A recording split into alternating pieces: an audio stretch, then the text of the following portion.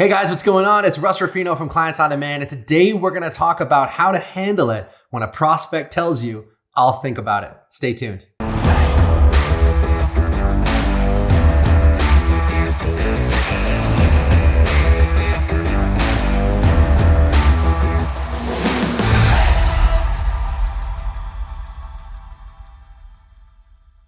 What's up, superstars? This is Russ Ruffino from Clients on Demand. Welcome to our channel. It's great to see you guys here today. And today I'm joined by the brilliant, the off-the-charts genius, Mr. Brooke Bishop, who is our Director of Revenue here at Clients on Demand. So he is the guy responsible for making it rain. Brooke, what's going on, man? Hey, I'm stoked to be here, man. This is going to be a fun show for today. Yeah, this will be a good one. So guys, as I said before, today we're going to be talking about how to handle it when a prospect tells you, I'll think about it. So this covers any kind of sort of play for time. It could be, I need to think about this a little more. It could be, I need to talk to my wife. I need to talk to my husband. It could be, sure, send me a proposal and I'll get back to you, which you should never, ever do, by the way. So real quick, who the hell are we and why are we qualified to talk about this? Well, if you're new to our YouTube channel, I'm the founder of a company called Clients on Demand. We work with coaches, experts, and thought leaders, and we show them how to enroll new clients into their coaching business at $5,000, $8,000, $10,000 prices, and how to do that consistently. And using the very strategies we're about to share with you today, we've done over $65 million in high ticket coaching sales ourselves. And our clients have collectively done, well into the billions in high ticket coaching sales themselves. Now, here's what you need to know. All of these sales that we're talking about are happening at a high ticket price. So we don't do anything for like $100, $50, anything like that. All of our clients and us, we're all selling our programs for $5,000, $8,000, $10,000. And all of those enrollments are happening with one conversation. Let me say that again. They're all happening with one conversation. So that means that the skill set that we're going to be talking about today is a skill set that's so powerful that people can be having their very first conversation with you. And that conversation will be so powerful that you'll be enrolling them into your coaching programs at a $5,000, $8,000, $10,000, even $15,000 price point. So that's our bread and butter. That's what we do all day long. So I think that makes us pretty qualified to talk about how to handle these kinds of objections because they do come up because we're making this high ticket sale on the very first call, right? Objections are going to be one of the biggest fears that people are going to be facing, especially when you're doing a one call close and even moreover with the high ticket. So yeah, of course. So what you need is you need to be able to handle these sorts of objections as they come up. So what is this objection, right? Someone tells you, I'll think about it. What does that really mean? Does it mean that they're really going to go think about it? Well, not really. Most of the time, guys, this objection, like pretty much any objection, what it is and what it represents is fundamentally a lack of certainty, So for whatever reason, this person is not yet fully convinced of the value of what you've got. And so when they're telling you, I'll go think about it, the last thing that you want to do, and we're going to talk about how to deal with this objection, the last thing you want to do is to say, oh, okay, great, go think about it. What you want to be able to do is to be able to give them and provide them with that certainty right then and there on the call, because that's really all that it is. If they had total certainty into you and the value that you deliver and the fact that they need your program more than they need air, more than they need water, if they really had that level of certainty, then they wouldn't really need to think about it anymore, would they? So that's really what this is. It's a lack of certainty, but you know what? It's also a huge opportunity. So most of the people that we work with are coaches, are experts, consultants, thought leaders, and people are coming to you. They're paying you for your expertise. They're paying you for your coaching. They're paying you to help them get a result. And so what this really is a massive, massive opportunity for you to begin that coaching relationship right here, right now. When they're asking for certainty, guess what? That's your job as a coach, is to provide certainty. It doesn't matter whether you're talking to someone for the first time or whether they've been your client for 20 years. What matters is they're coming to you seeking certainty. And this is your very first chance to really provide that certainty is when you get that objection. So try to stop thinking about it as like a bad thing, because this is an opportunity for you to demonstrate that this is what you do and that this is how good you are at what you do. Yeah, and I think there's an important piece to that, Russ, because what most people do when a prospect shows up with uncertainty, a lot of times if somebody who's not skilled in selling or if they're not skilled with objection handling, they'll follow them into their uncertainty, right? And so they'll go into that space of fear, or they'll take it personally and they'll contract, right? And so instead of stepping into that space going, heck yeah, like let's go. This is now, this objection has jumped into our space. Most people freak out and they walk away in fear. And that's why they'll usually let people off the hook, because their desire to be liked will usually trump their desire to actually help this person get to their outcome, to their destination.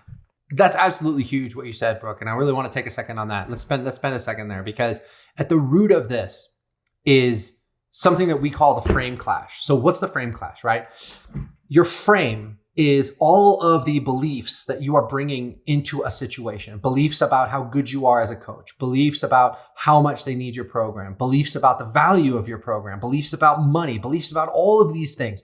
All of those beliefs sort of packed together, it makes up what we call your frame. And that frame is those unspoken beliefs and assumptions that you're bringing into the conversation. So you have your set of beliefs that make up your frame. Now, at the same time, the person that you're talking to has their set of beliefs that make up their frame. They have beliefs about whether or not they need your program, whether or not they like you, whether or not they're prepared to invest money, whether or not they have to talk to their wife or talk to their husband or their partner first, whatever it is. So they have one set of beliefs, you have one set of beliefs, and that's what you call the frame. Now, here's what's interesting. In the course of a conversation, those two frames are going to collide. This happens in every conversation, unless it's a conversation where both people are in complete agreement from moment one about everything, which almost never happens in life. You've got two people, each have their own frames, and those two frames are competing. Now, here's the interesting thing. When two frames clash, the stronger frame absorbs the weaker frame. So when two frames clash, the stronger frame absorbs the weaker frame. Now, what do I mean by that? Well, what I mean by that is that if your beliefs about your program are weak, or like Brooke just said, you really need people to like you, and you need them to like you so bad that you're afraid to ruffle anybody's feathers, that means you're going into this conversation with a very, very weak frame. And if the person that you're speaking to is a little bit more headstrong, they're going to knock you right out of the box as soon as you have that frame clash, because your beliefs are weak and their beliefs are strong. So your frame is going to collapse, and you're going to totally lose control of that call and lose control of that situation. And you're going to end up hearing, oh, well, I have to think about it. And then you're just going to fold and you're going to say, okay, great, go think about it. And then you're not going to make the enrollment. So what's really important for you guys to understand is this dynamic and how it plays out. Because at the end of the day, like I said, if you are a coach or an expert, a consultant, or a thought leader, people are coming to you for certainty. And that means that your frame must always, always, always be rock solid. You have to have absolute certainty in yourself and in your coaching and in the value of what you do. Because if people are coming to you to buy certainty, you can't give them what you don't have, right? People are coming to you for expertise and reassurance. They're coming to you for solutions. If you don't have certainty, you can't give certainty. So it's so important, number one, that your frame is rock solid going into these calls. And that's why we have to do so much work with our clients on their mindset and on their belief systems and on how much they believe in themselves and believe in the power of what they do. All of that is a crucial part of this, because you've got to bring that certainty into the call, or you're going to go in with a weak frame and your frame's going to get absorbed. Now, the second thing is what your priority is. If your priority in that conversation is to make this person like you, like Brooke said, you're automatically coming to that call in a submissive position. Please like me, please like me, please like me. And because of that, you're not going to be able to tell the truth. Because part of the reason people come to coaches, in addition to certainty, is they want to hear the truth. They want to discover the truth about what's really going on. And we're going to talk about what this looks like on a sales call in just a minute. But part of what needs to happen in that conversation is that you got to get clear on the truth. And getting to the truth has to be your top priority. If you need people to like you more than you want to get to the truth, you're never going to get to the truth, because you're never going to ask the tough questions that uncover what's really going on. Does that make sense? You're going to be meek and passive in that conversation. And so you're not going to be able to provide any real insight or any real value. You're not going to be able to help your client have any kind of a real discovery.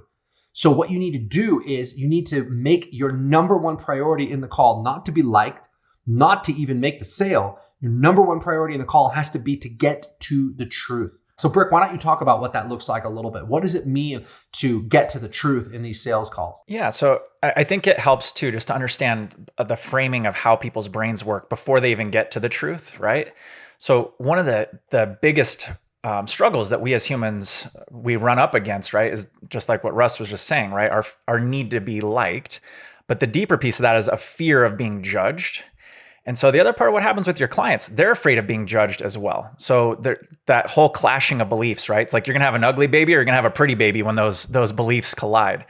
And so being prepared for that clash is mission critical, but also understanding your customer's sitting there and they're afraid of being judged. Like they really, truly are. And so when that fear creeps in, it usually shows up in the form of, I need to think about it. And when you're unraveling that fear and you start to go into that dialogue, you really want to take a moment to step back and go, okay, am I going to get triggered? Which is what most people do when the objection, rears its ugly head. They usually step back and then they usually slingshot back at the customer and they come back over the top. And there's a lot of different sales trainers and different people out there. I won't name names, but they usually encourage people to take a superior posture in that moment. I highly encourage you to actually do something a little different. I encourage you to go neutral. If you can stay neutral when those things come up, your customer's not going to feel judged, and you can be in a stronger position to truly understand their world and dig to the next level. So I'm going to hit pause on that for a moment because this is really a critical piece to this puzzle. When they go into their objection, stay neutral. Okay, get more curious. Don't get critical. Don't take it personal. Don't go into your own internal story. Stay in the framework of I am here to serve them and get them to their destination, to get to them to their outcome, to get them out of pain, right? Then you can be more strong in the way that you coach people through that fear. So I think it's just really, again, it's really critical to know it's not just you that's sitting there that's afraid of being judged or that you might lose this person's likability towards you, but it's also them on the other side of that table that is genuinely wanting to not be judged or have you take away the love and likeness towards them. That's right. That's right. But and the greatest gift, guys, that you can give to people on these sales calls is to give them clarity about what's really going on in their situation. So the way that people work psychologically is that when we have a terrible problem, we build rationalizations around it. So let's just say, for example, that I weigh 600 pounds or something like that, right? Now that's a major, major problem from a medical standpoint. I got to do something about that. But what we do in order to get through the day is we build little rationalizations around it. Things aren't that bad. I'm in, I'll get in shape next year. I'll fix this at some point, or, hey, I'm making good progress or whatever, right? And you build these rationalizations so that you can get through the day. And the problem is that those rationalizations are like a nice little warm cocoon of BS that keeps you from having to deal with the reality of your situation. And the reality of that situation is that I got to do something about this or it's going to shave 10, 20, 30 years off my life. That's just the reality. So I can either stay warm and comfortable in those rationalizations, or I can have a real conversation with a coach who cares about me enough to get me to see through those rationalizations and get to the truth of what's really going on. Most people, guys, when they are confronted with the reality of their situation, like when they really realize that they have a problem and they need to fix it, most of the time people will choose to do something about it. And so part of what we have to do, the first thing we have to do on your sales calls or on your enrollment calls is to get absolute clarity, get in sync with the client about what is really going on. And that's what Brooke is talking about when he says uncover the problem. That's the first part of this, is that, you get on the phone with someone, you create a little connection, you create some rapport, but right away you go into, hey, what's not working? You go into, what do we have to fix here? And you continue to ask questions and ask questions and ask questions until you are crystal clear on what's going on with the client and what their problem is that needs to be fixed. But more importantly, until the client is crystal clear on what's going on. And that is the greatest gift you can give them. But if you really need to be liked, you're going to be so afraid to ask those tough questions that you're not going to be able to give the client the gift of getting them to the truth. So this is a kind of conversation that like no one else in their life probably is willing to have with them. You know, everybody, their wife, their husband, their business partners, their kids, nobody really, really, really wants to just deal with these things head on. They want to tiptoe around this big problem that everybody knows they have. It's the elephant in the room. Nobody wants to address it because nobody wants to piss that person off. Nobody wants to take the chance that that person's not going to like them. Well, as coaches and consultants, we don't have that luxury, right? Our job is to get people results. It's not to be liked. It's not to be their best friend. It's to get people results. And the first step to getting somebody results, even before they become your client, is to get them clear on what is not working, to get them clear on what is that problem that needs to be solved. And in order to do that, you need the kind of frame that we've been talking about, where you understand that that is your role. That is the reason that they're on the phone with you. And so this is where this whole thing begins. So let's talk about this objection of I need to think about it. Let's talk about what can you do before that objection comes up to make sure that it doesn't come up. And what can you do after it's come up so that you can deal with it successfully? So let's talk about what you do before. So like I said, most of the time when people are crystal clear on the problem that they're facing, they will choose to do something about it. Once you can kind of peel away that onion of those excuses and rationalizations and get them to the truth of what's really going on, most people will decide to do something about it. And that's a beautiful thing. And that's the greatest gift that you can give them. So a big part of the reason why I want to think about it, comes up toward the end of the call after you make your pitch. It's because you didn't do a good job of getting them to the truth in the first place. So part of why that objection is going to come up is that they don't see the value in what you have. And the reason they don't see the value in what you have is that you have not uncovered that need to the point where you're crystal clear on what the problem is and they're crystal clear. Does that make sense, guys? Hey, Russ, just one piece of that. I want to just add to it because you're absolutely hitting spot on this thing. So it's that they have clarity in what the problem is, that you have clarity in what the problem is, but you both have to agree that the same problem is the problem. Because that's where I see a lot of people make mistakes. It's the customer thinks it's this one problem. You as the coach think it's this other problem. And you never have that moment of like, oh, we both are seeing the problem through the same lens, right? Because when you get into that objection handling, if there's a disconnect on that, it's going to go sideways. Right. So you don't move forward into the next piece of the call, the next phase of the call, until you guys are in sync about what this problem is, about what it's costing them not to fix it. And you have gotten the client to the point where they need to solve the problem. At this point, they haven't really made the decision to join your program or not join your program, but you're getting them to the point where they've made the decision to solve the problem. And that is the part where most conversations never even get to that point. The client doesn't know what their problem is. The client certainly hasn't made a decision to do anything about it. And so when you offer them your program, which is their chance to do something about it, they don't even care. And so you get blown off with like, I'll think about it, because they don't even understand that there's a real problem. Does that make sense, guys? So that's why it's so dangerous and so poisonous to your sales to really have this need to be liked, because it's going to kill things, because you're not going to be able to hang in there and ask those like difficult probing questions that you really need, that someone really needs to ask, you know? And this is true for me. This is true for everybody. It's not like I have all the answers. You know, there's stuff in my life that I need to work on. And the best coaches I've ever worked with have been the ones that have said, hey, Russ, you know, what about this? What about this? What about this? Where they're not telling me that I have a problem, but they're asking really great questions so that I am beginning to see for myself that there's a problem. And I'm beginning to see for myself that I need to do something about it. This is the most critical piece of a sales conversation. And I hesitate to even call it a sales conversation, because really what it is, guys, is coaching. Now, this is coaching. This is coaching applied to sales. This is how do we get people results from that very first conversation. It's about having that real talk in the very beginning and asking those great questions so that you and the client are totally in sync about what needs to change. And if you're not there, you shouldn't move forward with the rest of the call. Yeah, hey, Russ, I want to add, I'm going to give a golden nugget question for when people are doing their enrollment calls, right? So at some point in time in your questioning, you absolutely, for everybody, if you don't have your pen and paper, go grab it, write this one down. This is going to be a mission critical piece.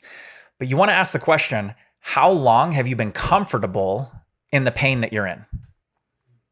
Okay, this is the reason this is so potent.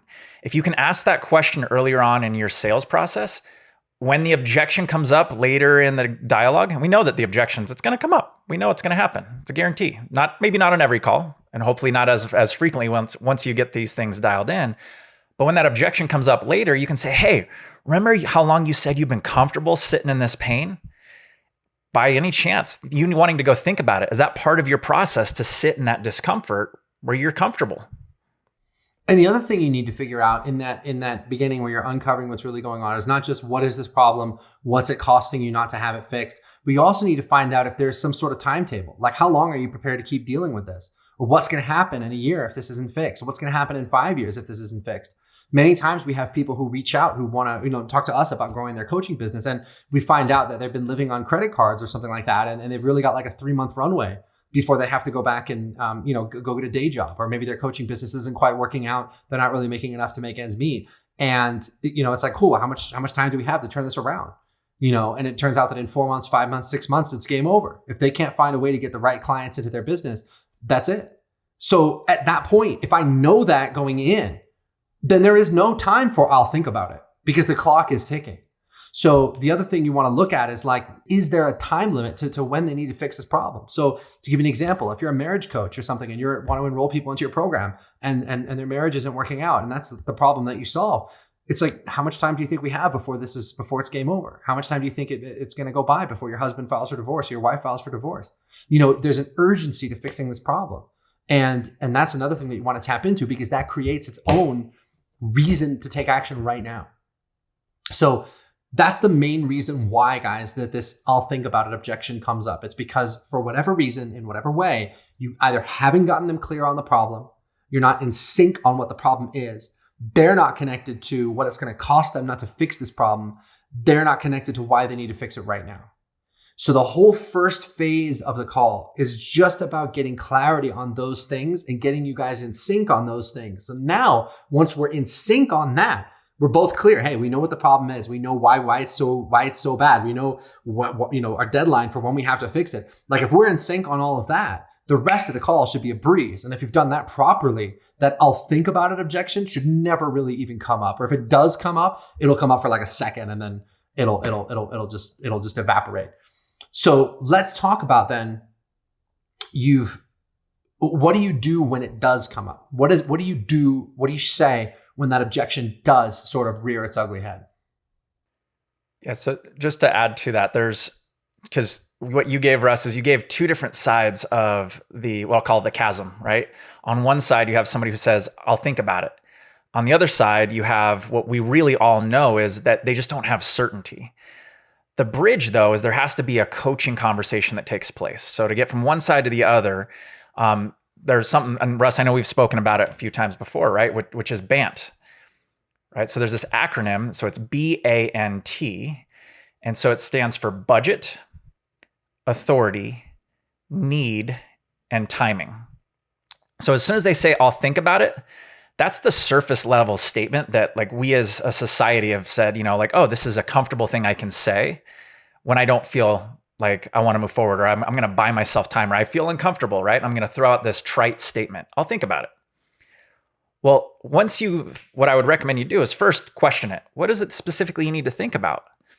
They're going to then give you the bridge, right? That's what's going to close the gap of that chasm. And it's either going to come up in one of these four. It's either going to be, I got to figure out the money. That's the budget. I either need to talk to my spouse, or I got to talk to my business partners. I got to talk to my priest. I need to fast on it, whatever it might be, right?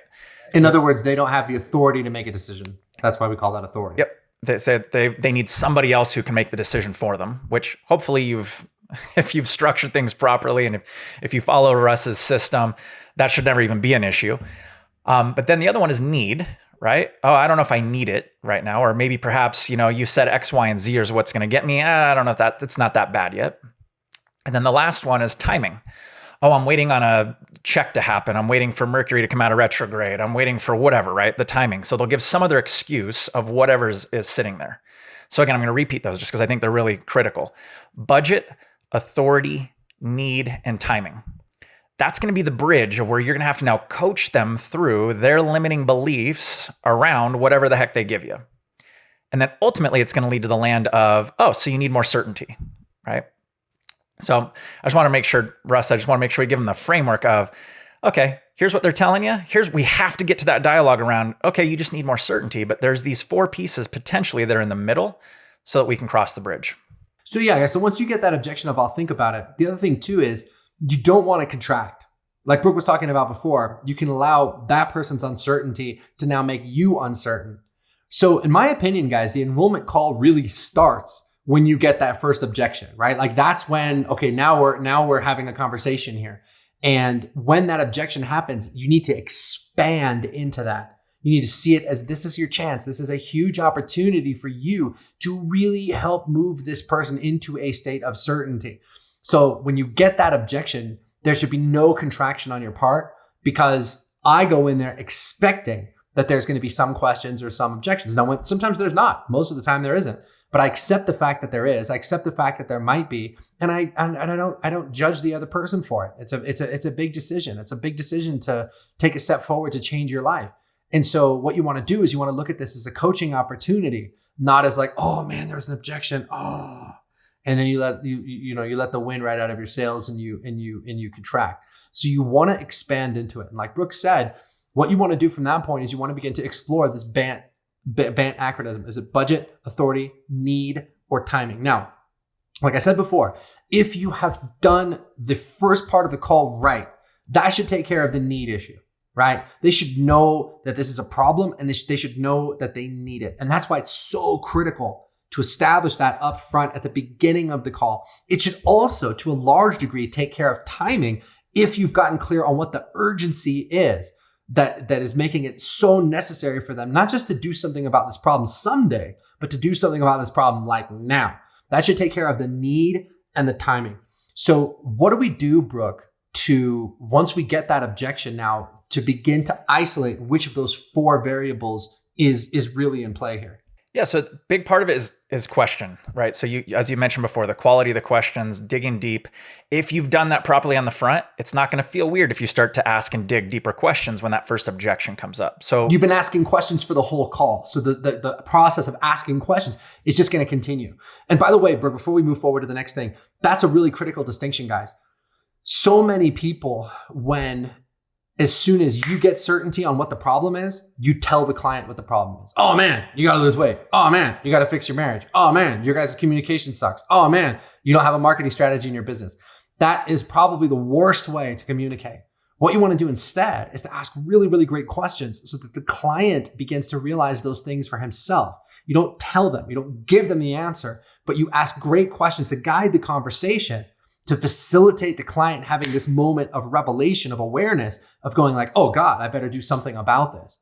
So like Brooke said, you've been asking questions this entire conversation. So when you get this, I'll think about it, we just keep doing what we've been doing and continue to ask those questions. So it shouldn't be weird for you to be asking questions at this point because you've been doing it for the whole call. Go ahead, Brooke. Yeah, so I was just going to say, get curious, right? So the moment they go, I need to think about this. Don't go in your head, like we said before. Don't freak out. Don't contract. But what I would recommend you do is immediately just fire back. What specifically do you need to think about? Like, do you need to sit down and analyze it? Do you need to toil over it? Do you need to fast on it? Like, what does that mean? And then I'm a firm believer that God gave us 2 ears and 1 mouth. So to Russ's point, right? Sit back. If you have to hit the mute button, let them talk themselves into the BS story that they've created in their head that's keeping them stuck where they're at because they're just about to give it to you. Okay. So when you say, what specifically do you need to think about? Hit the mute button or just sit back and let them tell you. They're going to tell you what their limiting beliefs are and what their true core is, which is going to ultimately lead us down the road to certainty, right? So it's going to either be, I got to figure out the money. Okay, so you really need to figure out the money. Is money the problem or is lack of money the problem? Let's have a conversation about it. And again, if you can stay curious with them, they're going to feel like you're on their team instead of feeling like you're against them. And that's where most people, when they have these dialogues, they come at them and they make them feel like they're less than because I just told you I don't have the money. And now you're going to make them feel like they're worthless because they don't have the money. No. Hey, let's get on the same side. Let's get creative together. If it's authority, okay, is that really true? Do you really have to talk to somebody else and allow them to make decisions that have a massive impact on your life? If your neck was bleeding, to Russ's, right, his metaphor, if you had a bleeding neck, do you have to go talk to somebody about solving that challenge, or can you make a decision on your own? Right. So there's definitely that piece of, you've got to really, again, you got to have a good amount of rapport. You got to have good quality questions, because when those objections come up, if you now start asking those really good questions, it's going to feel really weird and awkward. And so this is where you get to put, to Russ's point, you get to now step into coach mode. And this is the real first part of like, let's have an honest, truthful conversation. And that's really critical, guys, because I want you to understand there's so much sales training out there that is designed to limit the other person's freedom.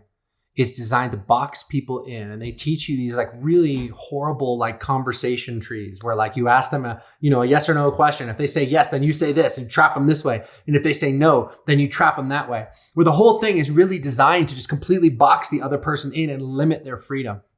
Well, first of all, people don't work that way. And second of all, that's just an awful way to set up a coaching relationship, because it makes people feel like all they are to you is a pulse and a credit card. And that's what it is. That's all you care about. If you really care about the person you're talking to, then that spirit of honesty and compassion and love and genuine concern is going to be a part of your sales process from moment one. So you have to understand, guys, that what we're teaching you, in some places, you might say, oh, well, I heard this before, I heard that before, some other guy says something similar, some other person says something similar. But what really makes this work is that we are coaching from moment one. And we are setting up that coaching relationship from moment one, even before the person is a client. And we're doing that with like rapport. We're doing that with listening. We're doing that with really showing up to the call with love and compassion for this person, and not judging them and not making them wrong and not trying to just box them in. And the moral responsibility that goes along with this, guys, is that if you're talking to someone and you feel like you cannot help them, you absolutely do not take their money. Let me say that again. If you're talking to someone and you feel like you cannot help them, you absolutely do not take their money. And this can be a very hard thing to do, guys. It can be hard to, if you haven't worked with clients on demand and you don't have a pipeline of people reaching out to talk to you about working together every single day, like our clients do. And maybe you get one person a week who finds you, or one person a month who finds you. And you're having a conversation with that person. And you're like, damn, if I don't enroll this person into my program, I don't get to eat this month. But deep down in the middle of that conversation, you're getting that feeling. You're getting that feeling in the back of your neck that's like, oh, you know what? I don't think I can help this guy. Or, oh, I don't really want to work with this guy. Or, oh, I don't know. But you enroll that person anyway. That is absolutely the wrong thing to do. And that is not what we want for you. So that's why it's so important for you guys to have a pipeline, like we help our clients build, that is sending you a constant flow of people reaching out to work with you. Because when you're on the phone with someone, if you feel that they're not a good fit, you can just turn them down and move on to the next person. And guys, this isn't just something that we talk about. There's a lot of people out there that as part of their sales training, they'll say, well, hey, this isn't for everybody. But they don't really mean it. Like I said, if you have a pulse and a credit card, they're going to take your money. When we say it's not for everybody, we really mean it. And you can see that in our stats. You can see that in our numbers, where we don't even make an offer to about 20% of the people that we speak to. So if I talk to 100 clients, or 100 prospects rather, I probably won't even make an offer to like 20 of them, because they're just not ready, or they're not someone that I can help, or whatever. That is the moral responsibility. Now, a lot of times those people are ready to sign up. They've got their credit card in their hand. They're ready to go. But it's my job not to enroll someone unless I'm 100% certain I can help them. And so in those cases, we would turn those people down. Does that make sense, guys? So you have to understand that this isn't about sales tactics. This isn't about having some magical, zinger of a response to every single thing the prospect could possibly say. People don't work that way. We're not robots. We are real human beings, and you must relate to the person you're talking to on the level of being a real human being. And the way that this sales conversation is set up is it's designed to deliver maximum value, whether or not the person becomes a client or not. They should have incredible amounts of clarity on their situation that they didn't have before. They should know what their next steps are going to be, even if they didn't know that before. And even if they don't sign up with you, they should still say, thank you for doing this call with me. So it's really important, guys, that everything we're talking about, you have to understand, it's designed to set up the coaching relationship. And it's not built on this foundation of just get their money at any cost. It's built on this foundation of love and service. And the more you focus on that, the more money you're going to make, and the better results your clients are going to get. But the more you focus on, hey, let me just enroll this person at any cost. Let me box them in. Let me just get that credit card. Let me hardcore close them, or whatever. the less money you're going to make and the poorer results your clients are going to get, period. Yeah. And Russ, it's one thing I honestly, from the first moment I met you and the first time I got to see your whole process and how you bring clients in, what Russ is talking about is running an integritous business. And so that doesn't start once you start a coaching relationship. No, that starts all the way in the very beginning when you're doing your marketing, your ads. That starts with your, like, to the point of the COD model, right? When somebody comes in and they see your webinar on the front end, telling them the truth, but also not BSing about what you can do, but maintaining that thread of integrity all the way through. Your sales and enrollment process is no different. You shouldn't have to alter who you are. You shouldn't have to go against the grain of your deeper knowing. Like, you shouldn't have to do something that's out of integrity to get somebody to give you a credit card. Like, no, if you can genuinely help them and they genuinely have a problem, you should be able to work through those things with them and move them through. And that's one of the things I love the most about what it is that we offer here at COD and the system that you've built, Russ. No one has to compromise their values to help people.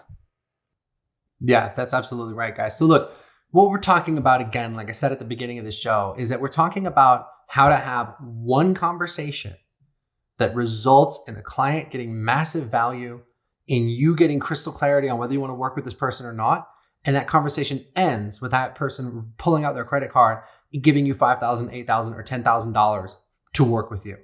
If you can do that in your business and you have that skill, you can write your own ticket, especially if you've got a really powerful process like the kind we teach that's bringing you those people every single day. Then you just have to get on the phone with them and enroll them.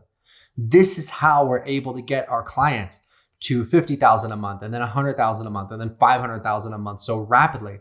It's because we're giving our clients this skill.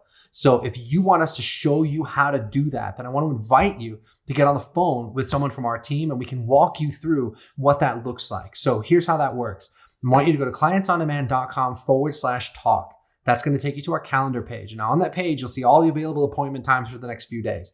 Pick whichever appointment time works for you, and someone from our team will call you at the time that you chose, and we can get into all this stuff. You can talk about, hey, Russ, I want to get my business to $60,000 a month. I want to get my business to $100,000 a month. Even if those seem like crazy numbers to you right now, tell us where you want to go. Tell us who you want to work with. Who are those dream clients that you've been really just chomping at the bit to work with? And let us help you get clarity on who those people are, on the best way to reach them. Let us help you get clarity on the price you should be charging. You're probably really undercharging right now. This is all stuff we're going to get into on that call. So that's going to give you massive, massive value. And to book that call, just go to clientsondemand.com/talk. Again, the call is absolutely free. And then of course, the reason we do these calls is we know that once we put our heads together and help you come up with a great game plan, you might want our help to help you execute that game plan like we've done for so many other people. And if that's what you want, great. If that's not what you want, that's cool too. Either way, like I've been saying, our goal is to give you incredible value in that conversation. So go to clientsondemand.com/talk. and let us show you how we do this. Guys, look, there are people out there right now that need your help. They don't need some other coach. They don't need some other consultant. They need you. But if your marketing isn't dialed in, they're never going to be able to find you. If your sales are not dialed in, you're going to get on the phone with those people and they're not going to enroll. And you're going to hear stuff like, I'll think about it. You're going to hear stuff like, I got to talk to my wife or my husband. It doesn't have to be that way. You can have this skill set where, again, people are getting on the phone with you, and in one conversation, they're enrolling with you at an $8,000, $10,000, $12,000, $15,000 price point. And you can do that as often as you want. It takes work. There's a whole skill set that you need to learn, but the best time to start is right now. So go to clientsondemand.com/talk.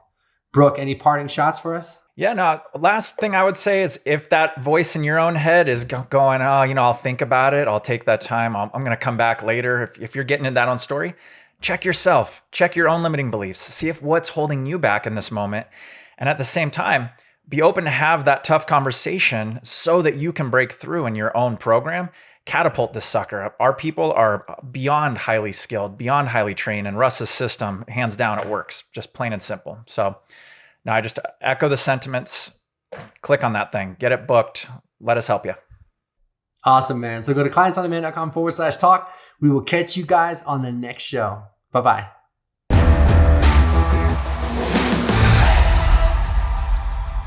Hey, thanks for tuning in to today's show. If you guys want to subscribe, there's a little picture of me. You can click that button right over there. If you want to book a breakthrough session with our team, which you absolutely should do, then you can click that button there or go to clientsondemand.com/talk to book an appointment to speak to us. We'll go ahead and catch you on the next show. Bye-bye.